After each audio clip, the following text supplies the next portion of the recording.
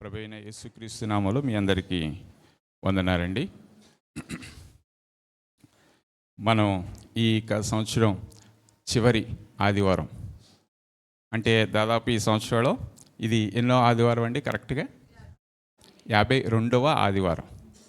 అంటే 51 ఆదివారాలు మనల్ని ప్రభు కాపాడి 52వ ఆదివారాన్ని మనకు అనుగ్రహించి నిజంగా ఆయన కృపలో భద్రపరిచి మరొకసారి ఆయన పాదాల ఎదుగు తీసుకుని వచ్చి ప్రభువుని మనం కుటుంబముగా సంఘంగా స్తుతించి ఆరాధించి ఘనపరిచే భాగ్యం ఇచ్చిన ప్రభువుకి మనం ఎంతైనా కృతజ్ఞతలమై ఉన్నామన్నమాట. నిజమే, ఈ సంవత్సరంలో ఎన్నో ఒత్తిళ్ళు, ఒడిదొడుకులు, కష్టాలు, బాధలు, ఇబ్బందులు, అలాగే సంతోషం, అన్ని పరిస్థితుల్లో కూడా ఆయన తోడుగా ఉండి ముందుకు నడిపించాడు. ఒకసారి మనం వెనక్కి వెళ్ళి మనం ఆలోచన చేసి 2024 సంవత్సరం మొదటి దినాల నుంచి ఒక్కసారి మనం ఆలోచన చేసినట్లయితే చాలా గుర్తొస్తాయి కదండి. అలాగే చాలా మర్చిపోయాం కూడా. మనం ఇంకొంచెం సమయం కేటాయించి ఇంకా ఆలోచిస్తే ఇంకా గుర్తొస్తాయి. అప్పుడు అనిపిస్తుంది, ఓహో ఈ సమయాన్ని నేను ఇలా దాటాను, ఈ సందర్భాన్ని ఇలాగ ముందుకు వెళ్ళాను అని మనకు గుర్తొస్తుంది. నిజమే, అది చాలా అవసరం. ఎందుకంటే ప్రతి సందర్భంలోనూ ప్రభువుని స్తుతించడానికి, ప్రభువుని ఆరాధించడానికి, ప్రభువుని ఘనపరచడానికి, ప్రభు నామాన్ని జ్ఞాపకం చేసుకోవడానికి అది ఎంతైనా అవసరం. అందుకనే ప్రభువు నాకు ఇచ్చినటువంటి వాక్యం ఏంటంటే, ఈ వారం మనం ధ్యానించడానికి 28వ దావీదు కీర్తనలు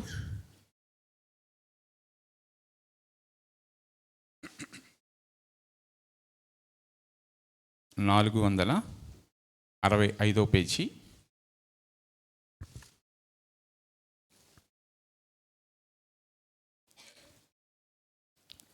ఒకసారి మనం 1-2 వచనాలు కలిపి చదువుదామండి. 465వ పేజీ 28వ దావీదు కీర్తనలు. యెహోవా, నేను నీకు మొరపెట్టుచున్నాను, నా ఆశ్రయదుర్గమా, మౌనంగా ఉండక నా మనవి ఆలకింపుము. నీవు మౌనంగా ఉండిన ఎడల నేను సమాధిలోనికి దిగువారవలే అగుదును. నేను నీకు మొరపెట్టినప్పుడు నీ పరిశుద్ధాలయం వైపునకు నా చేతులు నెత్తినప్పుడు నా విజ్ఞాపన ధ్వని ఆలకింపుము. చివరి 2 వచనాలు కూడా చదువుదామండి.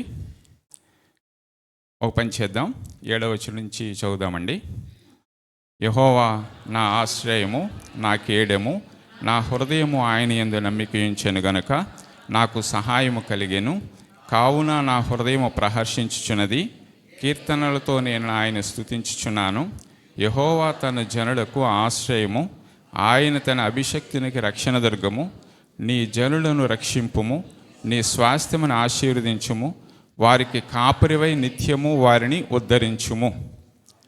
ఆమేన్. ఇక్కడ మనం ఈ కీర్తనలో 2 సందర్భాలని చూస్తూ ఉన్నాం. ప్రాముఖ్యమైనటువంటి 2 సందర్భాలు ఏంటంటే, ఒకటి, మొట్టమొదటిగా మనం చదివినటువంటి 2 వచనాల్లో 1-2 వచనాల్లో దావీదు కీర్తనాకారుడు ఆయన గురించి ప్రార్థన చేసుకోవడం మనం చూస్తూ ఉన్నాం. ఆయన యొక్క ప్రార్థన అవసరం గురించి ప్రార్థన చేయడం మనం చూస్తూ ఉన్నాం. చివరి వచనాల్లో ప్రభువుని స్తుతిస్తూ, ప్రభువుని ఘనపరుస్తూ, ఇతరుల కొరకు ప్రార్థన చేయడం మనం చూస్తూ ఉన్నాం. అంటే ఈ 2 సందర్భాలను ఇక్కడ చాలా ప్రాముఖ్యమైనవిగా మనం చూస్తూ ఉన్నాం. సరే, అసలు ఈ యొక్క దావీదు కీర్తనల్లో మనకు అనిపిస్తుంది, ఎందుకు ఈయన ఇలాగూ మాట్లాడుతూ ఉన్నాడు? అసలు సందర్భం ఏంటి అంటే, రాజ్యంలో మనం చూస్తూ ఉన్నాం. ఇంకొకసారి చూద్దామండి. నా ఆశ్రయదుర్గమా, మౌనంగా ఉండక నా మనవి ఆలకింపుము. నీవు మౌనంగా ఉండడినేలా నేను సమాధిలోనికి. ఈ సందర్భం ఏంటి అంటే, ఆ రాజ్యంలో సంక్షోభం మొదలైంది. దుఃఖకరమైనటువంటి పరిస్థితులు చూస్తూ ఉన్నాడు. ఎక్కడ చూసినా అల్లకల్లోలమైనటువంటి పరిస్థితులు. తాను ఎంతో ప్రేమించిన అబ్షలోము తన యొక్క తండ్రి మీద, అంటే దావీదు గారి మీద తిరగబడి రాజ్యం కొరకు, సింహాసనం కొరకు దావీదును వెంటాడుతూ ఉన్నాడు. అలాంటి సందర్భాల్లో ఏం చేయాలో తెలియనటువంటి పరిస్థితుల్లో సింహాసనం కొరకు పోరాడుతున్నటువంటి అబ్షాలోము యొక్క ప్రవర్తనను బట్టి ఆయన ఈ విధంగా మాట్లాడుతూ, నా ఆశ్రయదుర్గమా, మౌనంగా ఉండక నా మనవి ఆలకించుము.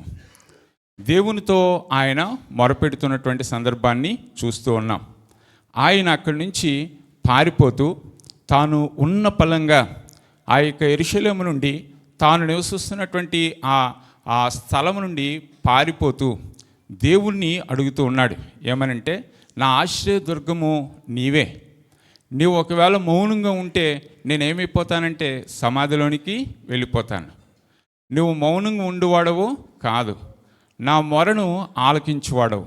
ఎందుకంటే నేను అమితంగా ప్రేమించినటువంటి నా యొక్క ప్రియమైనటువంటి కుమారుడు అబ్షాలోము ఈ రాజ్యం కొరకు, ఈ సింహాసనం కొరకు నా మీద తిరుగుబాటు చేస్తూ ఉన్నాడు.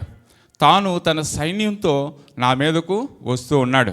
ఈ సందర్భాన్ని విన్నప్పుడు దావీదు అక్కడి నుంచి పారిపోవడానికి ప్రయత్నం చేసి వెళ్ళిపోతున్నటువంటి సందర్భంలో ఆయన మాట్లాడినటువంటి ఈ కీర్తన. అంటే ఈ కీర్తనలో మనకు ఏం కనిపిస్తూ ఉంటుందంటే, తాను మొరపెట్టినప్పుడు, ప్రార్థన చేసినప్పుడు ఆ ప్రార్థనకి ప్రభువు జవాబు అనుగ్రహిస్తాడు.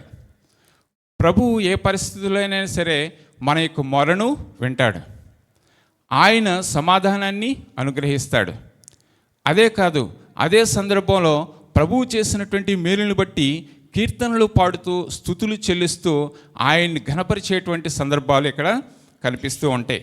నిజమే, దావీదుకు ఆ సందర్భం ఎదురైనప్పుడు ఆయన ఆ సందర్భంలో ఏమని తలుస్తూ ఉంటాడంటే, నావరే నా మీద, నా కుటుంబస్తులే, నా కొడుకే నా మీద యుద్ధం చేయడానికి తిరగబడుతూ ఉన్నాడు.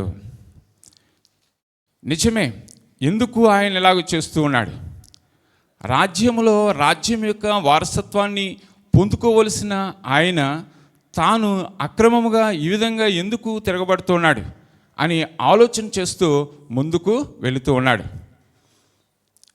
ఆయన ఎంతగానో నమ్మినటువంటి అహీతోపెలు కూడా, తాను తన సైన్యంలో సహకారిగా ఉంటూ ఎంతో నమ్మకంగా ఉన్నటువంటి అహీతోపెలు కూడా తాను దావీదు వెంటనే ఉండి తన సైన్యంలో అన్ని అవసరాలు తీరుస్తూ, అన్ని పనులు చూస్తూ, తాను దగ్గరగా ఉంటున్నటువంటి అహీతోపెలు కూడా తాను ఎవరి చెంత చేరిపోయాడంటే అబ్షాలోము చెంతకు చేరిపోయాడు.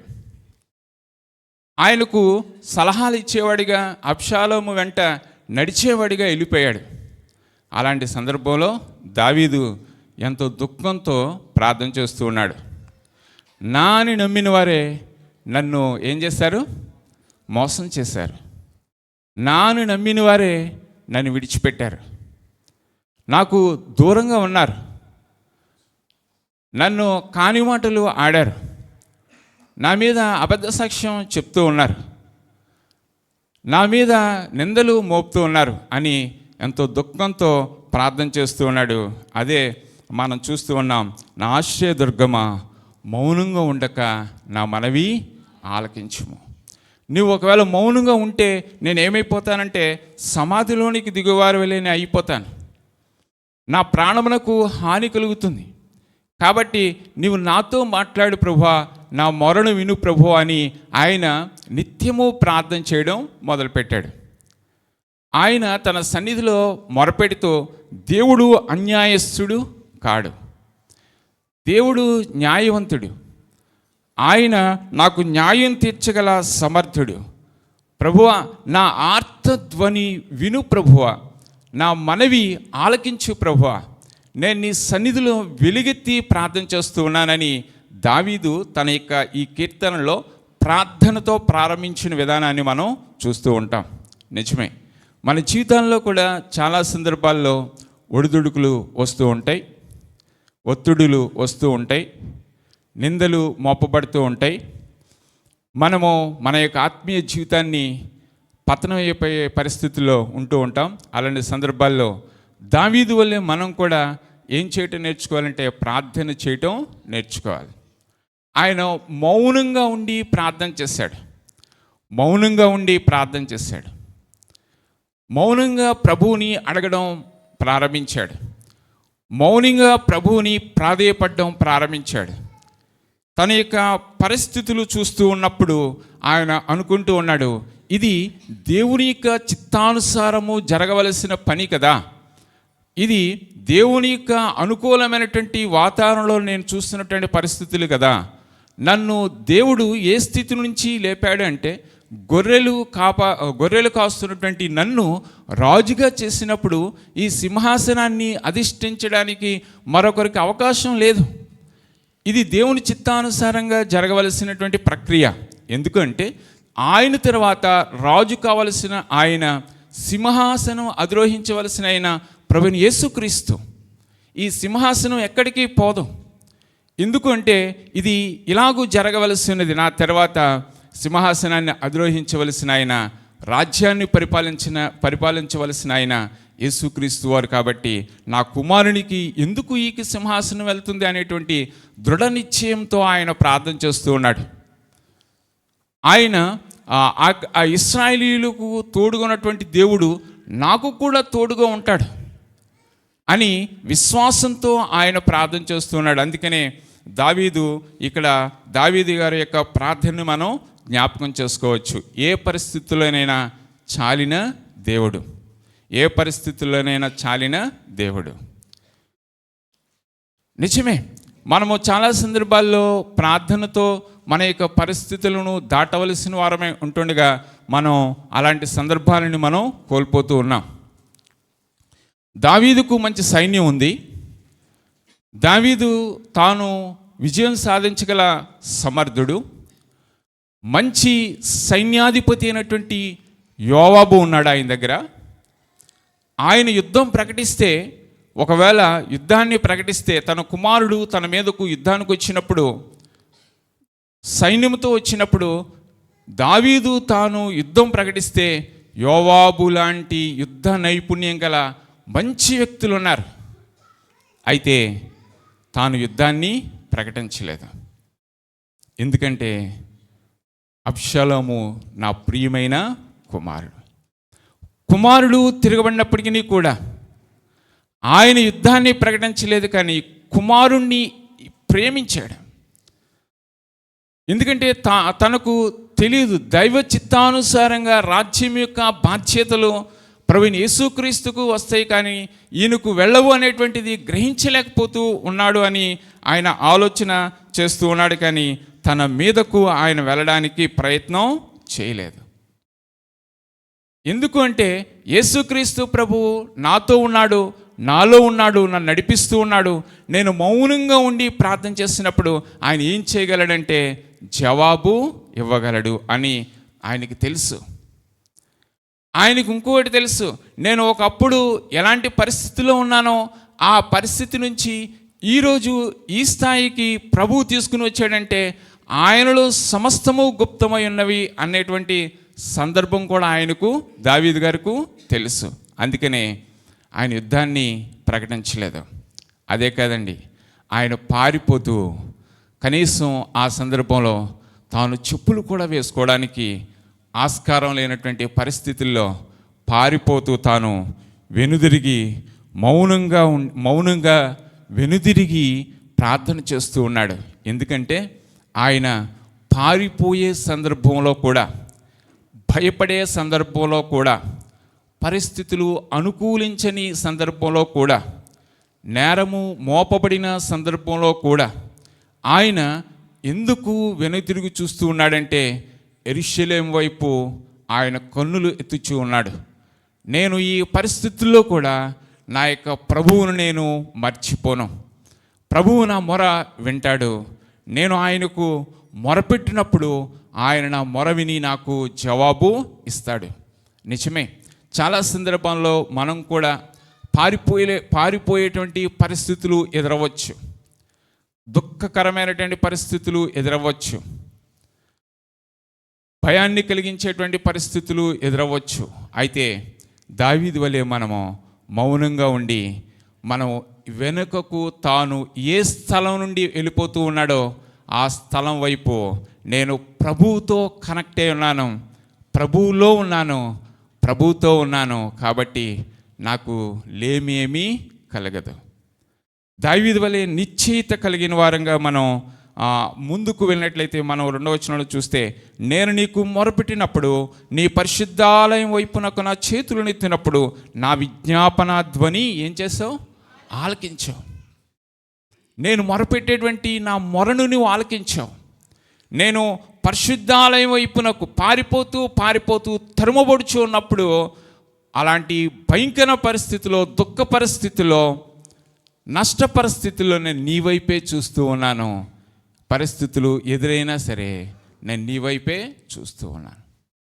నేను నిన్ను విడువను, నేను నిన్ను ఎడబాయును నీవు సెలవిచ్చావు కదా. ఇలాంటి పరిస్థితుల్లో కూడా నన్ను విడిచిపెట్టువాడవో కాదు. నిజమే, ఈ సంవత్సరంలో ప్రభువు మనల్ని ఎన్నడూ విడిచిపెట్టలేదు. దుఃఖకరమైన పరిస్థితులు మనకు ఎదురొచ్చినాయి. అబ్షాలోము లాంటి వ్యక్తులు, అబ్షాలోము వలె సాతాను శక్తులు మనను తరిమి ఉండొచ్చు మన పరిస్థితులను బట్టి. కానీ దేవుడు ఎప్పుడు కూడా విడిచిపెట్టువాడు కాదు. ఆయన శక్తిమంతుడు. ఆయనలో ఏముందంటే ధైర్యం ఉంది. దావీదు గారు కూడా అదే మాట్లాడుతూ, నేను ధైర్యంతో ఆయన కృపాసనం ఎదుట నేను మొరపెడుతూ ఉన్నాను. నేను సమాధిలోనికి దిగువారి వలె ఉండడానికి వీలులేదు. అలాంటి సమాధిలోనికి దిగులాంటి పరిస్థితులు వచ్చినప్పటికీ కూడా ప్రభువు నాకు తోడే ఉంటాడు. ఆయన విడువను ఎడబాయనని సెలవిచ్చినటువంటి వాగ్దానం నాలో నెరవేరుస్తాడు, నన్ను సేద తీరుస్తాడు. ఆయన దావీదుకు 2 సార్లు సౌలు లాంటి వ్యక్తి తనను చంపాలని చూసినప్పుడు, ఆయనని చంపివేయాలని చూసినప్పుడు ఆయన చంపడానికి ఇష్టపడలేదు. కానీ 2 సార్లు అలాంటి సందర్భంలో కూడా దావీదుకు ఆస్కారం వచ్చింది. 2 సందర్భాలలో సౌలు తాను చేతికు చిక్కబడినప్పుడు కూడా ఆయనని హతం చేయడానికి ఇష్టపడలేదు. ఎందుకో తెలుసండి? సింహాసనం ఆయనది కాదు, సింహాసనం మీద కూర్చుండబెట్టువాడు ఆయనే, ప్రభువైన యేసుక్రీస్తే. ఎవరు ఎన్ని చేసినప్పటికీ కూడా ఈ రాజ్యము నాదే, నేనే దీనికి అధిపతిని. ప్రభువైన యేసుక్రీస్తే ఈ రాజ్యాన్ని వెళ్తాడు. కాబట్టి ఎలాంటి శక్తులు ఎదురైనప్పటికీ కూడా ఆయన నామాన్ని ఆయన పూజించాడు, ఆయన నామాన్ని ఆయన ఘనపరిచాడు. ప్రభువైన యేసుక్రీస్తు వైపు ఆయన కనులెత్తి చూశాడు. తాను తన ప్రియమైన కుమారునితో యుద్ధాన్ని ఎదుర్కొనవలసి వచ్చినప్పుడు కూడా తాను ప్రభు వైపే చూశాడు. కానీ ఇటువైపు తిరగడానికి ఆయన ఆస్కారం ఇవ్వలేదు. ఇంకా కిందకు చూసినట్లయితే, భక్తిహీనులను పాపము చేయవారిని నీవు లాగివేయినట్లు నన్ను లాగివేయకము. వారు దుష్టాలోచన హృదయంలో నుంచుకొని తన పొరుగువారితో సమాధానంగా మాట్లాడదురు. వారి క్రియలను బట్టి, వారి దుష్ట క్రియలను బట్టి వారికి ప్రతీకారము చేయము. వారు చేసిన పనిని బట్టి వారికి ప్రతీకారము చేయము. వారికి తగిన ప్రతిఫలము ఇమ్ము. ఇక్కడ మనం 5వ వచనం చివరలో చూస్తే, కావున ఆయన వారిని వృద్ధిపరచక నిర్మూలము చేయను. దావీదు యొక్క ప్రార్థన ఏంటంటే, వారిని నిర్మూలము చేయము ప్రభువా అని ప్రార్థన చేస్తూ ఉన్నాడు.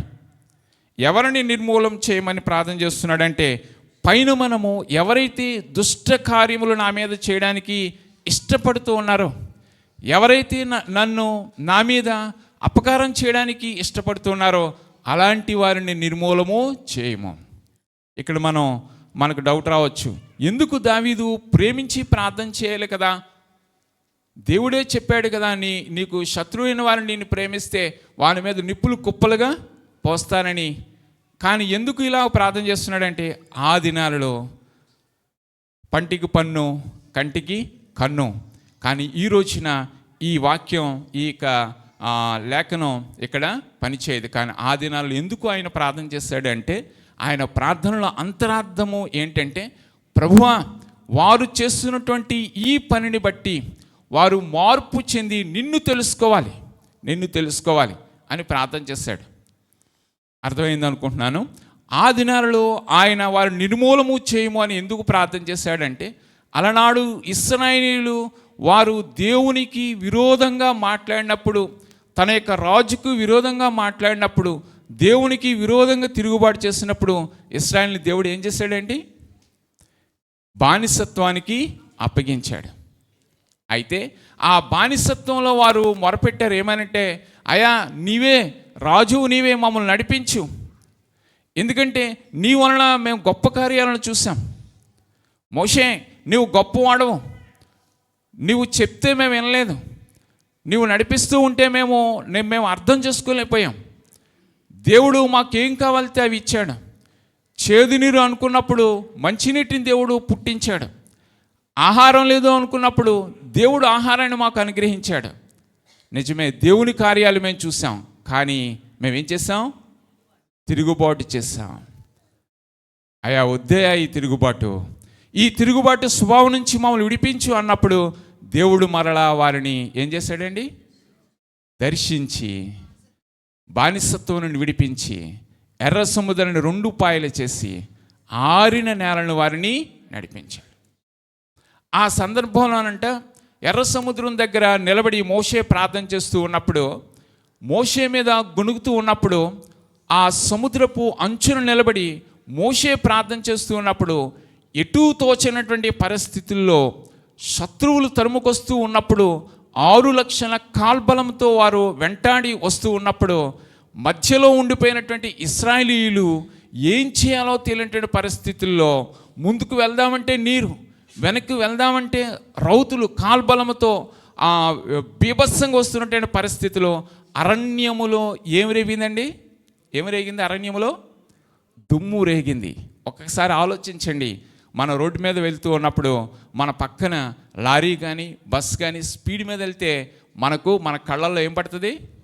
అలాంటి సందర్భంలో మనం ఏం చేస్తాం? బండి మీద వెళ్ళేవాళ్ళం చాలా స్లో అయిపోయి కళ్ళలో దుమ్ముని మనం దులుపుకోవడానికి తీసుకోవడానికి చూస్తూ ఉంటాం. అలాంటిది 6 లక్షల కాల్బలములు, 6 లక్షల కాల్బలములు అరణ్యములు, తారు రోడ్డు మీద కాదండి, ఎక్కడండి? అరణ్యములో. అరణ్యం ఎలా ఉంటుందండి? దుమ్ము ధూళితో ఉంటుంది కదా. ఎడారి అంటే ఏమీ లేనటువంటి ప్రదేశం. అరణ్యము అంటే చెట్లతో మొక్కలతో వాటితో నింపబడినటువంటి ప్రదేశం. ఆ ప్రదేశంలో 6 లక్షల కాల్బలం వెళుతూ ఉన్నప్పుడు అవన్నీ కూడా పైకి లేస్తూ ఉంటే వీరికి అనిపించిందండి ఇశ్రాయేలుకి, వెనక్కి వెళ్దామా? ఏమీ కనబడట్లేదు. ముందుకు వెళ్దామా? నీరు, సముద్రం. అప్పుడు ఇంకేమైంది? ఇక మన పని అయిపోయిందిలే అని అనుకున్నారంట. ఏమనుకున్నారంట? మన పని అయిపోయిందిలే అని అనుకున్నారంట. అప్పుడు దేవుడు మోషేతో సెలవిచ్చాడు. ఏమనంటే, నువ్వు ప్రార్థన చేసిన నీ ప్రార్థనకు మోషే అన్నాడు. మోషే యొక్క గొప్ప విశ్వాసాన్ని ఇక్కడ మనం చూడొచ్చు. ఏంటంటే, దేవుడు మనల్ని ఇలాంటి పరిస్థితుల నుంచి కూడా విడిపించగల సమర్థులను ఒక్క మాట పలికాడు. మనము ఈ శత్రువుల చేతికి మనం అప్పగించబడము. విశ్వాసంతో పలికాడు. వెంటనే సముద్రం 2 పాయలైపోయింది. శత్రువులు కొంచెం దూరంలో ఉన్నారు. వీరందరూ కూడా మోషే వైపు చూస్తూ, మోషే ఒడ్డున నిలబడి చేతులెత్తి దేవుని వైపు ప్రార్థిస్తున్నటువంటి ఆ యొక్క సన్నివేశాన్ని చూశారు ప్రజలందరూ కూడా. చూసిన వెంటనే వారి మనసులో అనుకున్నారు, దేవుడు ఎంత గొప్పవాడో. హల్లెలూయా! దేవుడు ఎంత గొప్పవాడో. ఇలాంటి సందర్భంలో మనల్ని విడిపించగల సమర్థుడు ఎవ్వరూ లేరు. ఇలాంటి సందర్భంలో దారి కనబెట్టేటువంటి పరిస్థితులు ఎక్కడా లేవు, కానీ దేవుడు మనల్ని విడిచిపెట్టలేదు. నిజమే, చాలా సందర్భాల్లో మనకు దారి తెలియనటువంటి పరిస్థితులు, చాలా సందర్భాల్లో దిక్కు తోచని పరిస్థితులు, ఎటు వెళ్ళలేనటువంటి పరిస్థితులు, ఏమైపోతుందో తెలియనటువంటి పరిస్థితులు. ఇలాంటి సందర్భంలో ప్రభువు నన్ను ఎలా విడిపిస్తాడు అనుకున్న సందర్భంలో మోషే ద్వారా దేవుడు చేసిన కార్యాన్ని చూసి వాళ్ళు ఎలా వెళ్ళారండి? 1800 లైన్లంట దాదాపు. అంటే ఆ లెక్కల ప్రకారం 2 కిలోమీటర్ల దూరం, 2 కిలోమీటర్ల వెడల్పు, 1800 లైన్లలో 2 కిలోమీటర్ల వెడల్పు అంటే దాదాపు ఇక్కడి నుంచి ఎస్సీఆర్ సెంటర్ కన్నా ఇంకా దూరమే. అంత వెడల్పు అయిపోతే ఒకేసారి వీరందరూ కూడా గుమికూడి వెళ్తూ వారు ఆనందానికి హద్దులు లేకుండా దాటారు. ఎందుకంటే అలాంటి భయంకరమైనటువంటి సందర్భాన్ని వారు కళ్ళతో చూశారు. ధైర్యముతో కృపాసనం ఎదుట ప్రార్థించిన సందర్భాన్ని మోషే గుర్తు చేస్తున్నాడు. ఆయన ఎవరు అంటే నజరేయుడైన యేసుక్రీస్తు. నీతో ఉన్నాడు, నాలో ఉన్నాడు, నేను నిన్ను విడువను, నేను నిన్ను ఎడబాయను. ఆ సందర్భాన్ని వారు తెలుసుకోవాలి అని దేవుడు అక్కడ కార్యాన్ని చేశాడు. దావీదు కూడా వీరికి అదే గుర్తు చేస్తున్నాడు. వారిని నిర్మూలము చేయము అంటే వారిని నాశనము చేయము అని కాదు, కానీ వారికి ఇలాంటి సందర్భాన్ని చూసి ఆ సందర్భం నుంచి బయటకు తీసుకుని వచ్చి నా మీద ఆధారపడేటువంటి విధంగా చెయ్యి ప్రభువా వీరిని అని అప్పుడు ప్రార్థన చేశాడంట. వీరిని నాశనం చేయొద్దు, కానీ ఇలాంటి పరిస్థితి వారు ఎదుటి పెట్టు. ఇప్పుడు మీకు అర్థమైంది అనుకుంటున్నాను. మనం చాలా సందర్భంలో కష్టం వచ్చినప్పుడు, వ్యాధి వచ్చినప్పుడు, బాధ వచ్చినప్పుడు, ఇబ్బంది వచ్చినప్పుడు, కలత వచ్చినప్పుడు, యుద్ధం వచ్చినప్పుడు, మన మీద నింద మోపబడినప్పుడు, మనల్ని అపహాస్యం చేసినప్పుడు, మన మీద అబద్ధ సాక్ష్యం పలికినప్పుడు, మన మీద ఉన్నదానికన్నా ఎక్కువ వేసి అబండాలు మోపినప్పుడు మనం అనుకుంటాం, నిరుత్సాహపడతాం. కానీ ప్రభు అంటూ ఉన్నాడు, ఆ సందర్భంలో నేనేంటో నేను నీకు రుజువు చేస్తాను. నేను ఏమై ఉన్నానో నువ్వు తెలుసుకుంటావు. అయితే దావీదు వలె ఏం చేయాలంటే మౌనంగా ఉండి ఏం చేయాలి? ప్రార్థన చేయాలి. మనం ఇశ్రాయేలు యొక్క సందర్భాన్ని చూసాం. దావీదు గారు కూడా అదే చెప్తున్నారు. ఏంటంటే కావున వారిని వృద్ధిపరచక నిర్మూలము చేయి. ఎందుకు నిర్మూలం చేయమన్నాడంటే ఈ సందర్భంలో వారు నీలో నిలబడతారు, నీలో అభివృద్ధి చెందుతారు. ఇలాంటి సందర్భాన్ని రప్పించి ప్రభువా వారికి జీవితంలో ఇలాంటి సందర్భాన్ని అనుగ్రహించు. అంతేగాని వారిని నాశనం చేయొద్దు అని దావీదు అక్కడ ప్రార్థన చేశాడు. అందుకనే నిజమే, నేను మొరపెట్టినటువంటి నా మొరను నువ్వు విన్నావు. ఇక్కడ కింద మాట్లాడుతున్నాడు, యెహోవా నా విజ్ఞాపనను ఆలకించి ఉన్నాడు, ఆయనకు స్తోత్రములు. అంటే ఇప్పుడు దావీదు చేసినటువంటి ప్రార్థన అంతా కూడా దేవుడు విన్నాడు. ఇప్పుడు ఇక్కడితో ఆయన యొక్క ప్రార్థన అయిపోయింది. ఇక్కడితో ఆయన ప్రార్థనలు అయిపోయినాయి. కిందకు వస్తే ఆయన నా హృదయము ఆయన యందు నమ్మిక ఉంచాను కనుక నాకు సహాయం కలిగింది. అందుకే నేను ప్రభువుని ఏం చేస్తున్నాను? స్తుతిస్తూ ఉన్నాను. ప్రభువులో నేను ఆనందిస్తూ ఉన్నాను. అందుకే నేను ఏమని ప్రార్థన చేస్తూ ఉన్నానంటే ఇతరుల కొరకు నేను ప్రార్థన చేస్తున్నాను. ఇతరులను రక్షింపు ప్రభువా. మొదట నా గురించి నేను ప్రార్థన చేసుకున్నాను, తర్వాత ఇతరుల గురించి ప్రార్థన చేస్తున్నాను. నిజమే, ఆ సందర్భాన్ని మనం చూస్తాం. యెహోవా తన జనులకు ఆశ్రయము. యెహోవా తన జనులకు ఆశ్రయం. ఎవరికండి? యెహోవా ఎవరైతే యెహోవా మీద ఆనుకుంటారో, దేవుని మీద ఆనుకుంటారో, దేవుని ఆశ్రయం కావాలని కోరుకుంటారో వారికి ఆయనే దుర్గము, ఆయనే కేడము, ఆయనే రక్షణ దుర్గము అని ఆయన సందర్భాన్ని బట్టి మాట్లాడుతూ ఉన్నాడు. అంటే ఇతరుల కొరకు ఆయన ప్రార్థన చేస్తున్నాడు. నిజమే, మొట్టమొదటిగా మన జీవితంలో మనం ప్రార్థనా జీవితాన్ని సంపాదించుకోవాలి. మౌనంగా ఉండి ప్రభువు మీద ఆధారపడాలి. తర్వాత ఇతరుల కొరకు మనం ఏం చేయాలి? ప్రార్థన చేయాలి. ఇతరులను రక్షణలోనికి నడిపించడానికి ఇతరుల గురించి మనం ఏం చేయాలంటే మొరపెట్టాలి. ఎందుకంటే ఆయన తన అభిషక్తునికి రక్షణ దుర్గం. ఎవరైతే ప్రభువుని చేర్చుకుంటారో, ఎవరైతే ప్రభువుతో స్నేహం చేస్తారో, ఎవరైతే ప్రభువుతో మాట్లాడతారో వారికి ఆయన ఎలాగుంటారంటే రక్షణ దుర్గంగా, ఆశ్రయం కోరుకునేటువంటి వారికి ఆశ్రయంగా ఆయన ఉంటారంట. అందుకనే నేను మొట్టమొదటి చేయవలసింది మనం ప్రార్థన చేసుకోవాలి. తర్వాత దావీదు వలె ఇతరుల గురించి ప్రార్థన చేయాలి. ఈ కీర్తన అంతా కూడా తాను ఏ పరిస్థితుల్లో ఉన్నాడో ఆ పరిస్థితుల్లో ప్రార్థించేటువంటి పరిస్థితులు మనం చూస్తూ ఉన్నాం. ప్రార్థన కీర్తనగా ఇది మనం చూస్తూ ఉన్నాం. ప్రార్థించి దేవునికి కీర్తనలు, దేవునికి స్తోత్రములు తెలిపేటువంటి కీర్తనల కింద మనం చూస్తూ ఉన్నాం. ఇంకా ఏం చూస్తున్నాం అంటే ఈ కీర్తనని మనం ఏమని చెప్పుకోవచ్చు అంటే, ఆయన కష్టముల్లో లేకపోతే బాధలో ఉన్నప్పుడు మనం ప్రార్థన చేసినప్పుడు మన ప్రార్థన విని దానికి జవాబు ఇచ్చేటువంటి కీర్తనగా మనం దీన్ని చూస్తూ ఉన్నాం. నిజమే, ఇతరుల గురించి ప్రార్థన చేయడమే కాదు, కానీ ఇతరులను మనం ఏం చేయాలంటే రక్షణలోనికి నడిపించాలంట. ఇతరులను రక్షణలోనికి నడిపించాలి. మనము అదే ఆయన చెప్తూ ఉన్నాడు, నీ జనులను రక్షింపుము, నీ స్వాస్థ్యమును ఆశీర్వదించుము, వారికి కాపురివై నిత్యము వారిని ఉద్ధరించుము. వారిని ఇక్కడేమో నేను నీకు, ఫస్ట్ వచనంలో చూడండి, యెహోవా నేను నీకు మొరపెడుచున్నాను, నేను నీకు మొరపెడుచున్నాను. ఎవరి అవసరం అంటే అది దావీదు గారి యొక్క అవసరం. చివరిలో ఏం మాట్లాడుతున్నాడంటే, నీ జనుల రక్షింపు, నీ స్వాస్థ్యమును ఆశీర్వదించుము, వారికి కాపరివై నిత్యము వారిని ఉద్ధరించుము. వారికి కాపరే, మనం ఎవరి గురించి అయితే ప్రార్థన చేస్తామో వారిని నీవు రక్షింపు ప్రభువా, వారికి నీ స్వాస్థ్యాన్ని ఇవ్వు ప్రభువా, వారిని నీ కృపలో భద్రపరచు ప్రభువా, వారిని రక్షణలోనికి నడిపించు ప్రభువా, వారిని పరలోక రాజ్యంలోనికి చేర్చుకో ప్రభువా. 3 సందర్భాలు మనం ఇక్కడ గుర్తు చేసుకోవచ్చు.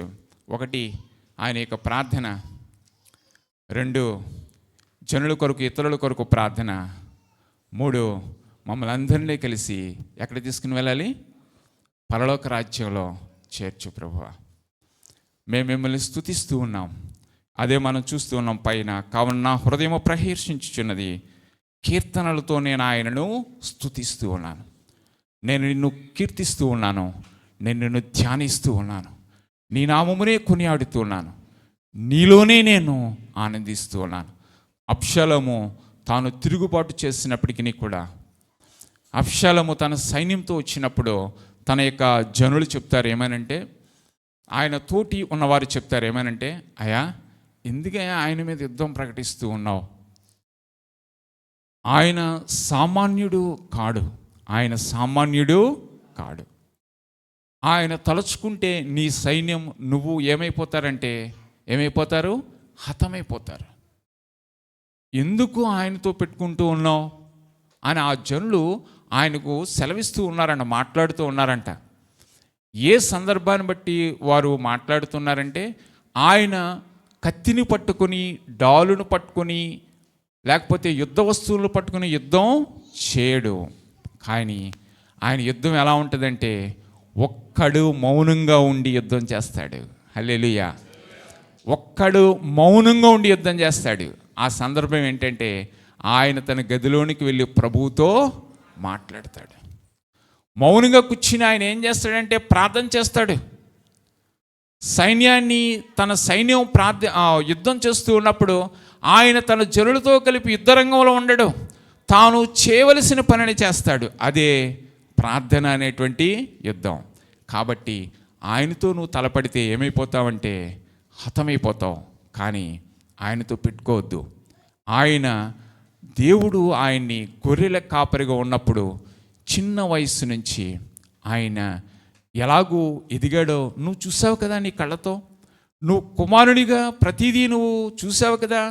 ఎలాగూ ఆయన్ని చిన్న వయసులో గొర్రెలతో ఉంటున్నటువంటి ఆయన్ని, కాస్తున్నటువంటి ఆయన్ని పెద్ద ఆయన్ని చేసి, గొప్ప వ్యక్తిని చేసి ఆయన్ని సింహాసనం మీద కూర్చొని పెట్టాడు కదా. నీ తండ్రి ఎంత కష్టపడ్డాడో నీకు తెలుసు కదా, అవన్నీ నువ్వు చూస్తున్నావు కదా. ఎందుకు ఆయన మీద నువ్వు తిరగబడుతున్నావు? యుద్ధం చేయొద్దు, ఆయనతో నువ్వు పెట్టుకోవద్దు అని తన పక్కన ఉన్నటువంటి వారు అందరూ కూడా చెప్పారంట. అంటే వారు కూడా దావీదులో ఉన్నటువంటి ఆ యొక్క మౌన ప్రార్థనను వారు కూడా ఏం చేశారు? గ్రహించారు. తాను యుద్ధం ఎలా చేయగలడో గ్రహించారు. తాను ప్రభువుకి, దావీదైతే తాను హృదయంలో అనుకుంటూ ఉన్నాడు ఏమనంటే, అయ్యా నీ అభిషక్తిని నువ్వు పైకి లేవనెత్తు వాడవు, ఇది నా తర్వాత ఈ సింహాసనం నీ కుమారుడైనటువంటి ప్రభువు యేసుక్రీస్తు దీనిని దీని చేతిలోనికి వెళ్ళాలి. ఆయనే తన యొక్క జనులను ఏం చేస్తాడు? రక్షిస్తాడు. ఆయనే తన జనులను రక్షిస్తాడు.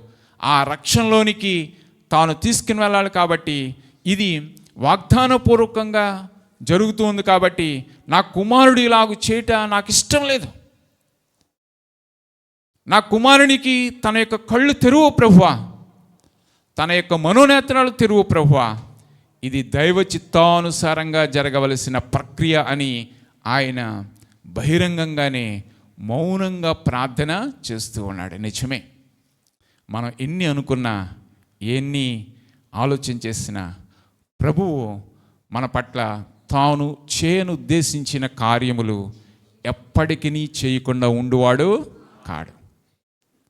అయితే మనం చేయవలసింది ఏంటంటే ప్రభువుని మౌనంగా ప్రార్థన చేస్తూ, ఆయన్ని స్తుతిస్తూ, ఆయన్ని ఆరాధిస్తూ, ఆయన్ని ఘనపరుస్తూ, నిజమే నువ్వు ఏమై ఉన్నావో నా జీవితంలో అని ఆయన ప్రాధేయపడినప్పుడు ఆయన ఖచ్చితంగా మనల్ని ఒక క్రొత్త విధానంలో నడిపించి, మనల్ని బలపరిచి, మనల్ని బలవంతులుగా చేసి ఆయన్ని స్తుతించే భాగ్యం అనుగ్రహించును గాక. ఆమేన్. ప్రభు అట్టి కృప మనకు అనుగ్రహించును గాక. ఆమేన్. ప్రభువుని స్తుతిద్దామండి, ఆరాధిద్దాం, ఘనపరుద్దాం.